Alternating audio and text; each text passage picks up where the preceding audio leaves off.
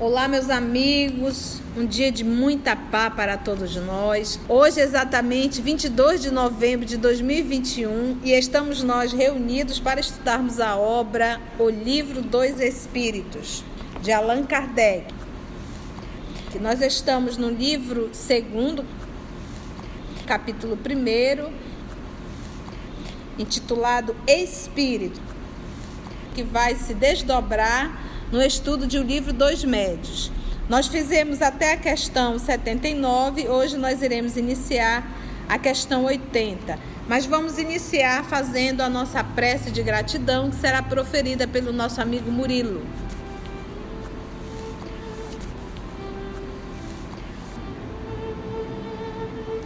Elevando o nosso pensamento ao nosso Mestre Jesus, vamos agradecer por este momento de estudo, aprendizado, e queremos pedir-te, Senhor, tua paz e tua luz, a tua paz em nossos pensamentos, para que possamos discernir e melhor agirmos em teu caminho, e a tua luz, Senhor, para que possamos ver os nossos passos em teu caminho de glória. Sê conosco hoje e sempre, que assim seja. Que a espiritualidade possa mais uma vez nos conduzir e nos inspirar nesse trabalho que nós fazemos em nome do Cristo. Vamos para a questão número 80. Assim pergunta o professor Allan Kardec: a criação dos espíritos é permanente ou só ocorreu na origem dos tempos? Então, a pergunta é: na formação do planeta Terra, antes de surgir aqui os espíritos, o processo da reencarnação, a formação do planeta, então Deus criou uma quantidade exata. Para o planeta Terra precisaremos, vamos supor aqui, de 15 bilhões de almas. Aí ele criou 15 bilhões e aí parou de criar. Então essa é a pergunta do professor Allan Kardec. Ele diz assim: a criação dos espíritos é permanente, ou seja, ele continua criando? Ou só ocorreu na origem dos tempos? Ou só ocorreu lá atrás, quando o mundo foi originado? Estamos juntos? Entendemos a pergunta? Resposta: é permanente. Isto é, Deus jamais deixou de criar. Então você para assim e pensa, porque a ideia ainda era que só existia habitantes no planeta Terra. Lembra que essas perguntas foram feitas no século XIX. Nós não tínhamos as informações que nós temos hoje. Então, se nós pararmos para pensar que o nosso sistema solar é composto de 8 planetas, hoje nós já sabemos que existem milhões e milhões de outros sistemas solares, é infinito. Que nós temos aí, sabe Deus, quantos milhões de galáxias com seu conjunto de sistemas solares. Então você vai pensar assim, bem, para cada planeta desse, existem seus habitantes. Então logo, como isso é infinito, a criação também é infinita. Então óbvio que Deus nunca para de criar. Agora a gente não dá conta de compreender isso, de entender, de seguir uma série de raciocínio. Ele diz: é permanente, isto é, Deus jamais deixou de criar, Ele sempre está criando. Gente, é impossível nós conseguirmos imaginar que não existe uma força que cria, uma força que constrói, uma força que elabora, uma força que dá as regras. Existe uma força inteligente fazendo tudo isso, que nós aprendemos a chamar de Deus e que Jesus nos ensinou a chamá-lo de Pai. Mas existe uma coordenação, existe uma força superior que controla tudo isso. É simples, se nós olharmos só para o nosso corpo físico, a perfeição de todos os sistemas do nosso organismo, você fica assim: meu Deus, não é só funcionar, é funcionar perfeitamente e em conjunto. Porque nada no nosso corpo trabalha isolado. todos eles têm uma função específica, mas para o coletivo. Basta um não trabalhar, um dos sistemas que complica tudo. Que inteligência suprema é essa? Então nós não podemos achar que nós somos resultado do acaso. Não tem. O acaso, ele não é inteligente. Então Deus nunca para de criar. Aí a pergunta 81. Os espíritos se formam espontaneamente ou procedem uns dos outros? Tá? Deus nunca para de criar. Tá subordinado à lei dele. Mas como é que é isso? Ele faz a pergunta aqui. Eles vão se formando espontaneamente? Ou eles procedem uns dos outros? Deus os cria, como a todas as outras criaturas, pela sua vontade. Mas, repito ainda uma vez, a origem deles é mistério. Como? Em que momento? Não sabemos. É como ele diz, é mistério mesmo.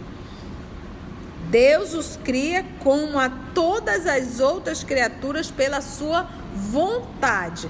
Aí a palavra vontade aqui, você já aciona o que os espíritos nos respondem, que nós poderíamos fazer muitas mudanças, grandes mudanças. O que nos falta é o quê? Vontade. Aí, mais uma coisa, você fala, olha, ele fala que Deus é a inteligência suprema e ele diz que o espírito é o princípio inteligente do universo. A palavra é inteligência. Ele diz aqui que Deus cria pela sua vontade e os espíritos nos diz que nos falta vontade. Então a gente observa aí esse DNA divino, na condição de filhos, de criação divina, que nós devemos o quê? Desenvolver a inteligência que nós temos em potencial e devemos desenvolver a vontade. E com essa vontade Deus cria. Se eu sou filha de Deus, que mudança eu posso fazer quando eu também usar a vontade? Aí a gente pega lá o livro Gênesis de Moisés. E aí você vai ver o quê? Que Deus criou através da sua vontade. E disse Deus. Lembra da parábola da criação? Foi através da vontade de Deus. Deus quis, disse Deus. Então a gente vê aí duas coisas interessantes: inteligência e vontade. Tudo que Deus faz é acionando a vontade. E tudo que nós não fazemos é porque nós não acionamos a vontade. Ele diz, a vontade firme. Estamos juntos, gente? Questão 82. É correto dizer-se que os espíritos são imateriais? Presta muita atenção aqui nessa resposta, que as pessoas se enrolam bastante aqui, tá? Porque a gente sabe que o corpo físico tem origem no fluido cósmico. Nós sabemos que o perispírito tem origem no fluido cósmico. Nós sabemos que o princípio vital tem origem no fluido cósmico. Agora, qual a origem do espírito? Já foi dito que não é no fluido cósmico. Por isso, aquela trindade universal: Deus, Espírito e matéria. Matéria aqui, esse fluido cósmico. Estamos juntos? Aí a pergunta diz: é correto dizer-se que os espíritos são imateriais? E aí na condição de negação, né? Resposta dos espíritos: como se pode definir uma coisa quando faltam termos de comparação e com uma linguagem deficiente? Não tem como dar uma forma de comparar. A palavra não seria imaterial. Um cego de nascença pode definir a luz? Imaterial não é bem o termo. Incorpóreo seria mais exato. Pois deves compreender que, sendo uma criação, o espírito há de ser alguma coisa. Porque imaterial é como se fosse assim, algo que não existe. Não, ele existe, ele é alguma coisa. Mas vamos dizer que ele é incorpóreo. Aí ele vem com essa palavra que o povo se enrola. Não é uma matéria quintessenciada. Olha só. É a matéria quintessenciada. Aí você pergunta, o que é a quintessência? Água, terra, fogo e ar. São as 4 essências. Qual é a quinta? Não se sabe. Tudo que se fala de quinta essência é uma essência que não sabe o que é. É alguma coisa, mas que ainda nós, terrícolas, não sabemos. Existe uma quinta essência? Existe. O que é? Não sabemos. Entendeu?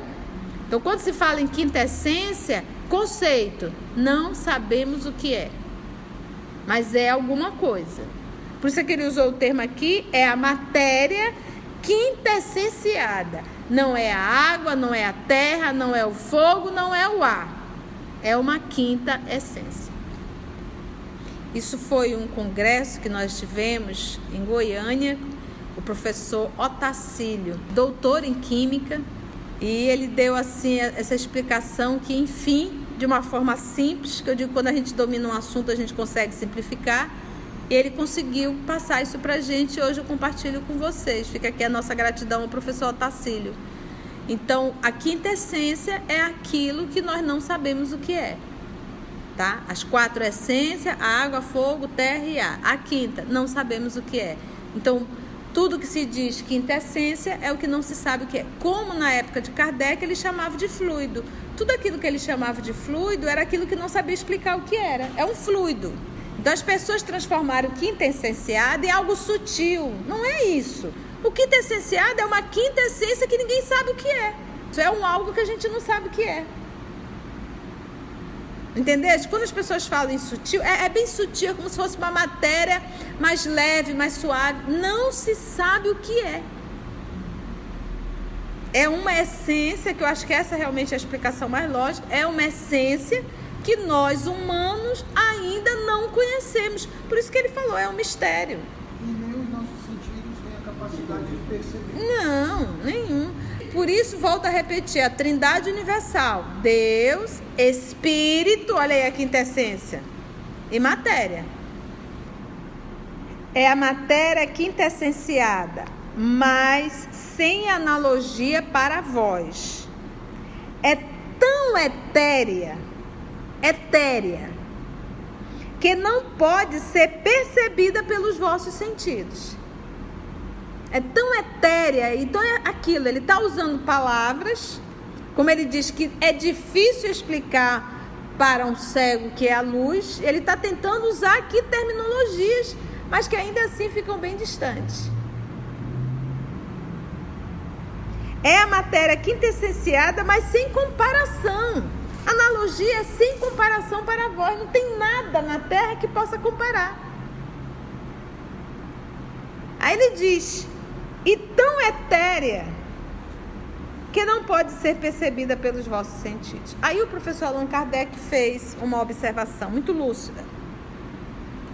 Dizemos que os espíritos são imateriais, porque a sua essência difere de tudo o que conhecemos sob o nome de matéria. Então aqui ele se justifica.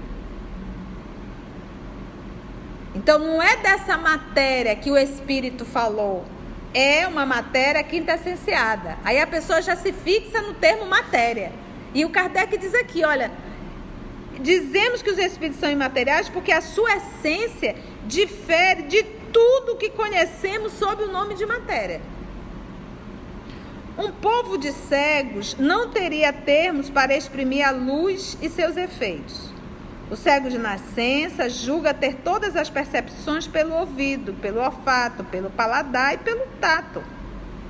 Não compreende as ideias que lhe seriam dadas pelo sentido que lhe falta. Qual é o sentido que lhe falta para um cego? A visão. Eu não tento explicar pela visão que ele não vai saber, mas pelo tato, pelo olfato, pelo paladar.